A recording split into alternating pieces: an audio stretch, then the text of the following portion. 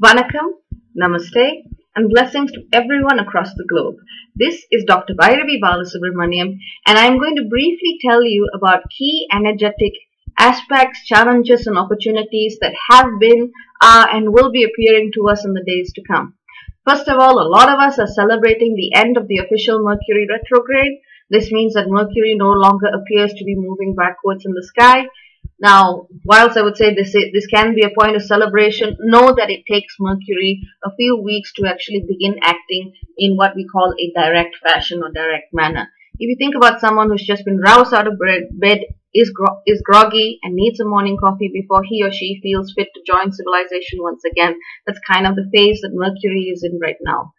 Think of the next few weeks as when Mercury sips his coffee and just lets it all settle in before going back out into the world. A lot of you will manifest this energy differently. Just be aware that this shift has happened and will continue to build and be underway and affect different parts and aspects of your life. Some of you will feel a slew of opportunities to use those communicative and analytical gifts that Mercury bestows upon us all. Some of you will just see it as a sort of increasing intensity in other people's communications as Mercury acting in a direct form is more externalized. So far in the past few months, we've had communications that focus on our internal states, and now we are bringing out those internal realizations and putting them into the outside world. Now, that's one thing. And another thing is the Sun-Pluto opposition that has been building up very, very slowly but surely over the past few days. This Sun-Pluto opposition is not one to take lightly. It goes exact on July 4th and on July 5th, owing to the position of the moon. The Sun in a T-square with Uranus and Pluto form a Grand Cardinal Cross with the transiting moon in Libra. Basically, this is a time wherein we will face once again the challenges, the crises, the opportunities, the decision points that many of us were experiencing towards the end of April when the Grand Cardinal Cross went exact. What this basically means, the difference this time around is a lot of us did not feel as though we were in the driver's seat when change happened the first time around. We felt as though it was imposed upon us, guided by forces beyond our ken. Now, with the Sun and the Moon in the positions of the Sun in Cancer and the Moon in Libra, we have the personal impetus. We have the emotional and intuitive impetus as ourselves, as individuals, to basically deal with the energies of the Grand Cardinal Cross at this time. Remember, Uranus is in Aries, pushing very strongly for acts of rebellion, revolution, radical individuation, and defining yourself as an individual, embodying the I am energy in a very, very radical way. And Pluto is in Capricorn, transforming the structures of governance, transforming the structures of what we consider to be success, power, and achievement. It is a very, very powerful and also a very, very intense position for Pluto to be in. When the Sun in Cancer, Cancer is often described as the home body, the crab, the energy of the family, but I see it as a lot more than that. It is also the energy of the earth herself and the archetype of the earth mother, deep, deep, deep within, which many of us have forgotten and a lot of us have begun to reconnect to at this time. The energy of the earth herself, the energy of that collective crucible, whatever it is that we call family, that we identify with on a larger scale, this energy is now opposing Pluto in Capricorn. Now, this Cardinal Cross is not the only energy which involves this opposition. It also involves a powerful Yod at the same time, which I will tell you about, not now, but in my writings, as I don't want to overwhelm you with information, but also is part of another astrological alignment called a Kite. Basically, you are going to have a lot of energetic impulses from virtually every part of the astrological chart focused upon this Sun-Pluto opposition. Now, what this means for you at a personal level will differ, but what it is likely to mean is that you may see the proverbial conflict between your family life and your public life, your cultural conditioning and what it is you want to achieve. The 4th house, 10th house dynamic is often described in those terms. At an esoteric or spiritual perspective, you may be forced to confront your shadow at this time.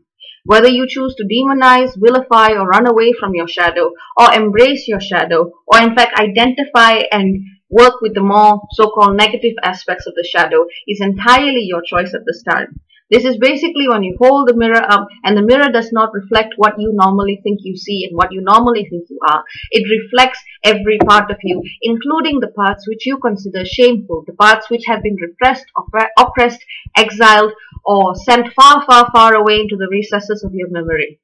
Now, strangely enough, it is those things which we repress the most, which we see in the superstructure or in the way in which societies and governments and the world is organized. It is particularly those things which we repress that we see reflected once more or in a structure that is larger than ourselves.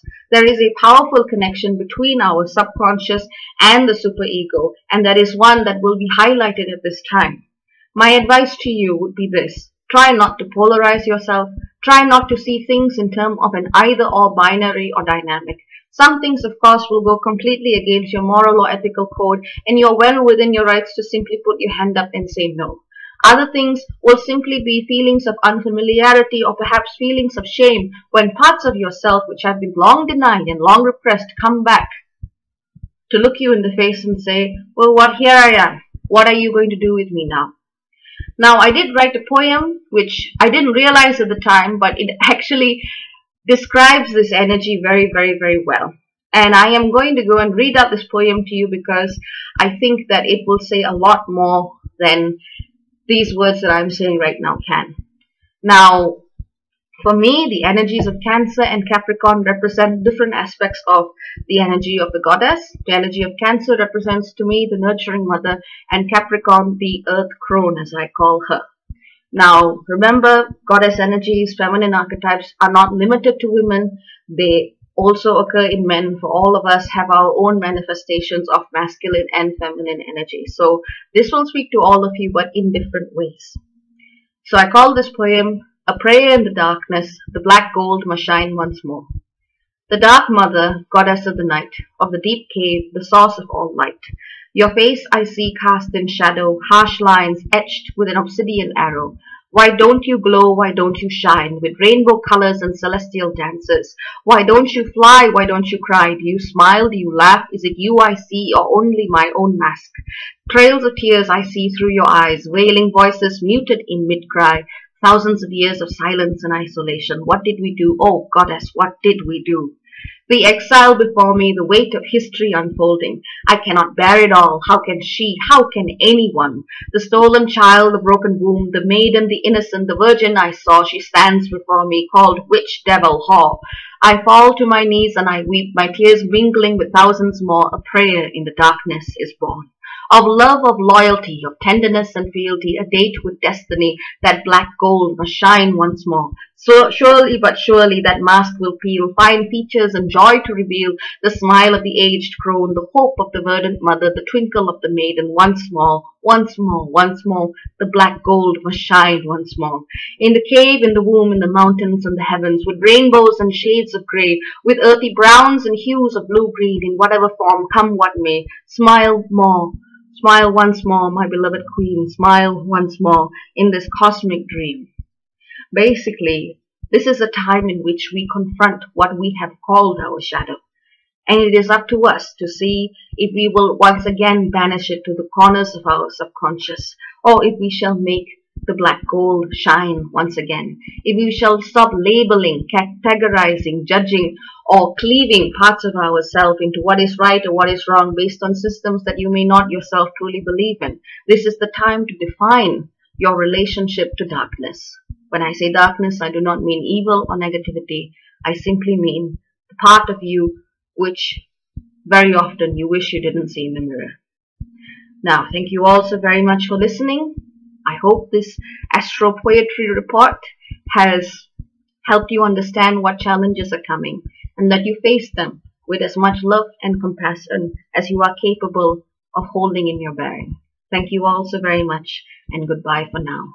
Vanakkam.